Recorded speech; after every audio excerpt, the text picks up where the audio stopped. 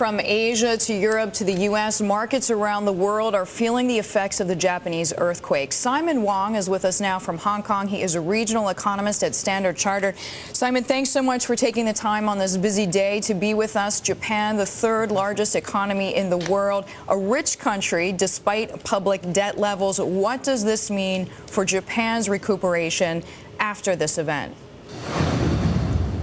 Well, I think a lot depends on how things unfold from here onwards. I think we have to make a distinguishment between whether we are in an earthquake event or whether we are in a nuclear event. Of course, if we are in an earthquake event, if we look at historic data, the damage to the economy is actually not that large. If we put together the 4 coastal prefectures that's been damaged under the current event, they put together, they account for around 7% of the nation's GDP. Which is much lower than the 14% that the affected region back in the 1995 earthquake was back in that previous episode. So in terms of economic damage, there's really not much.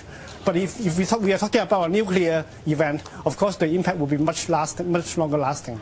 Sure, fair enough, Simon. And of course, since 1995 and that Kobe earthquake, of course, Japan's debt as well, the public sector debt, has increased to about 200% of GDP.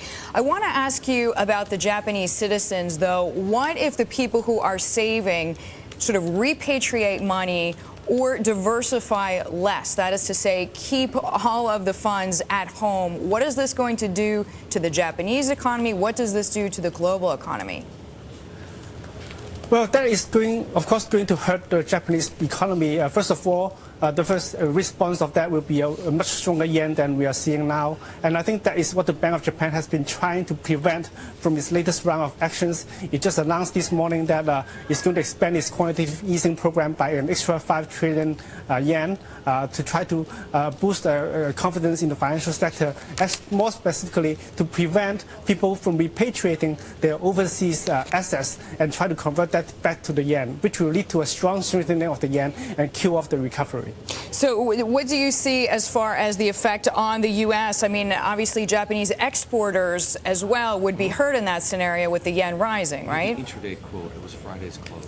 Right. I mean, a lot depends on how things unfold from here. If we are talking about the Japanese government can contain a nuclear fallout within the coming week, I would say that things could normalize in a relatively short period. In that case, there will be little, if any, impact from a longer term over the longer term horizon. But if the nuclear meltdown turned out to be much more serious, that will of course require the impact will of course be more lasting, and that will have a major impact on the global economy. And Simon, we know as well, of course, Japan plays an outsized role in a lot of manufacturing. I mean, we're looking at the tech industries, we're looking at the steel industries. I mean, if all of these come to a halt, what could the effect be on the global economy in that regard?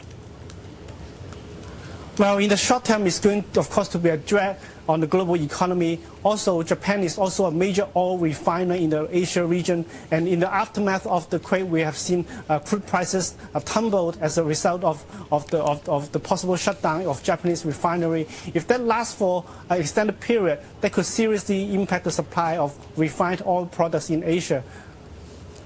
Simon, thank you so much. Simon Wong joining us there. He is an economist with Standard Chartered, joining us from Hong Kong.